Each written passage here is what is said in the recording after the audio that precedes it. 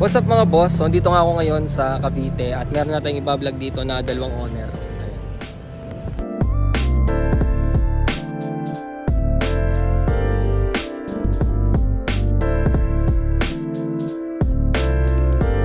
Yan guys. So ito nga yung iba-vlog natin ngayon. So ito talaga guys, iba-vlog ko siya ng magkabukod. Pero pakita ko na lang din sa inyo no, na isang buo na magkasama silang dalawa. So simulan nga natin dito guys, dito sa owner na to. So ito guys, ito ay restored. So pares naman silang restored. So ito na guys, naka 3SGE siya na makina. So mamaya ko na lang ipapakita. So simulan natin guys sa labas. So ito nga naka-mags nga siya dito na 15 by 9 siguro to. At ang maganda nga pala dito mga boss, naka Gemini suspension siya. Pero yung kanyang rotor, disc, pati yung kanyang caliper, pang Honda na yan. Hindi na siya pang Gemini suspension. Kasi yung sabi nung owner neto, nagpalit sila ng brake system kasi mahirap na nga yung pyesa guys ng Gemini suspension kapag humanap kayo ng mga piston nun, pagre-repairin nyo siya. Yon. So, nakaano rin siya, atreso na gulong. Ayan. Tapos dito sa harapan nga mga boss, naka-grill. At ang pinaka gusto ko nga pala dito sa dalawang build na to, syempre dito, yung kanyang grill mga boss, isang buo. Kasi yung sa amin kasi sa Team Garute, halos kalahati na yung namin kapag nagkakasa kami ng ganito. Pero sabi sa akin nga ni boss, tuturuan daw niya ako mamaya kung paano magkasa ng ganitong. Turo niya sa akin para buo pa rin yung ating grill. Ayun, napakaganda nga naman tingnan kapag buo yung grills natin. Ayun, kitang-kita yung pagka-original ng owner. Kasi andito nga sa bumper niya, so napaka-perfect din kasi malapad tapos hindi siya gaanong kataba. Ayun, di ba? Yun ang mga gusto kong tindig ng mga owner at kuhang-kuha nga dito sa Chromax Motors. Yan, shoutout sa Chromax Motors, sila nagbuo nito. Yan. So yan, naka fender stainless din ang ating hood. Yan, ang ating frame. Yan, tapos meron din tayong wiper, ang ating trapal. Ayan. So ito talaga guys, naka sound system talaga to. Actually pinagbebenta nga to nagbebenta siya at naka sound system nga to. So yan, may kabitan nga siya dito ng trapal kung gusto nyong naka sound system. Yan, ating tailgate. Yan, napaka-fresh. Yan, napaka-pogi talaga mga boss kapag ang tailgate natin is wala masyadong mga bingot. Yan. Tapos yung kanya nga palang mugs, ayan mapapansin nyo nga pala. Labas siya kasi malapad yung ating mugs. Ayan. Ano pa bang meron dito sa panlabas natin? Yan. Tapos tayo, side mirrors. Yan. Not sure kung ano to, yung retractable ba ang tawag doon. Yan. Parang hindi ata. Tapos ito guys, ang ating interior, tayo, Recaro SR3. Tapos tayo, Takata na seatbelts. At kompleto tayo sa gauges, Gradian mga boss. Tapos naka-spoon tayo na steering wheel. At ito nga pala guys, sa ating 3SGE ay automatic. So, alam nyo guys kung bakit ganito itsura niya. So, yan, automatic nga siya. At wala pa siya ditong case, gagawan pa siya. Ito guys, ang kanyang transmission is straight talaga siya na pang 3SGE. Yun ang magkagandahan nun. So, buklatin nga natin to mga boss, no.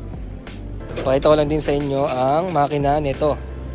So, actually, first time ko lang makakita ng 3SGE sa personal. Kadalasang mga nakikita ko nga mga boss ay 4AG, mga black top. Yan. Beams. Ayun, ang laki. So, ang beams nga pala guys ay 2.0. So, VVTi na to. Dual VVTi. So, itong ating engine dito mga boss ay stock lang siya. Tapos, naka-stock headers at naka-muffler siya na scav. Kaya, maingay talaga to. Yan kumbaga itong engine na to guys, sinalpak lang talaga dito. Yung engine niya, papakita ko kung saan to nanggaling.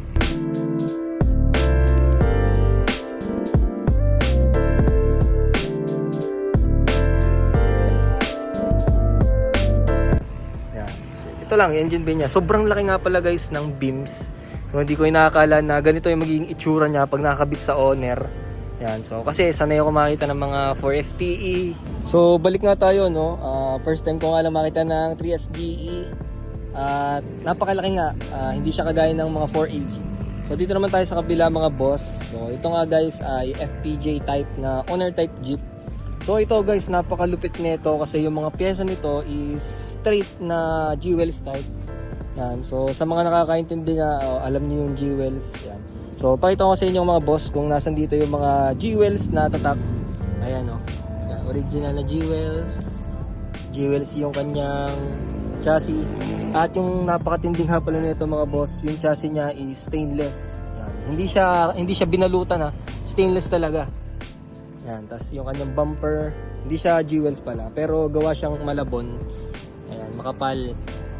Ito, Jewels din to.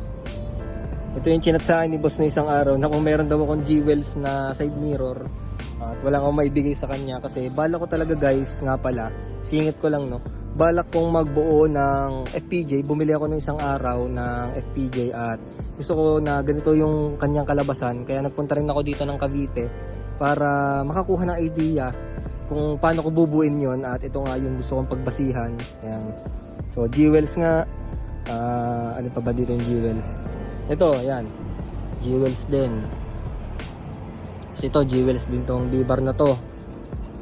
Ayan. Ito guys, rare na to, Jewels din. Ito hindi na to Jewels. Ito, Jewels. Yan, para tayo naghahanap dito ng hunting ng Jewels, no? Pati upuan, Jewels. Ayan o, Jewels. Tapos ito din, sa driver at passenger seat, Jewels din. Ayan.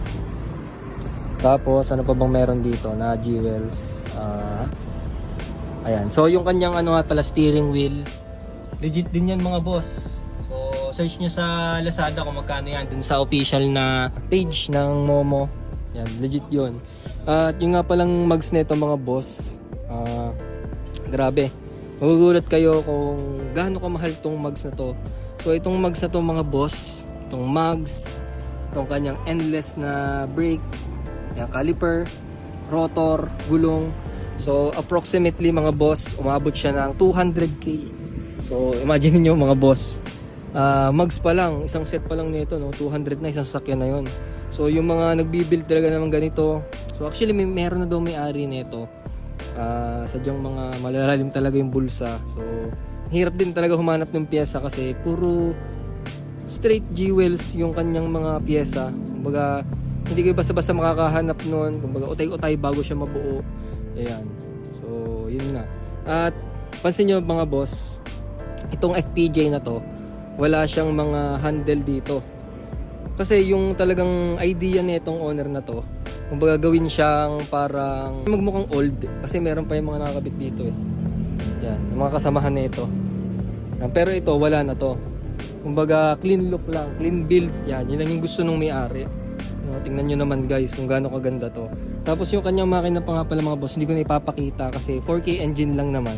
Ayan. So ito nga yung mga unit natin dito sa Cavite. Dinayo ko pa talaga to mga boss and dalawa yung stock yun ko. Dinayo ko lang tong dalawa. So panoorin nyo guys, abangan nyo sa mga vlogs ko. So yun nga mga boss, abangan nyo sa vlog ko itong dalawa. So thank you for watching. Don't forget to like, comment, share, and subscribe.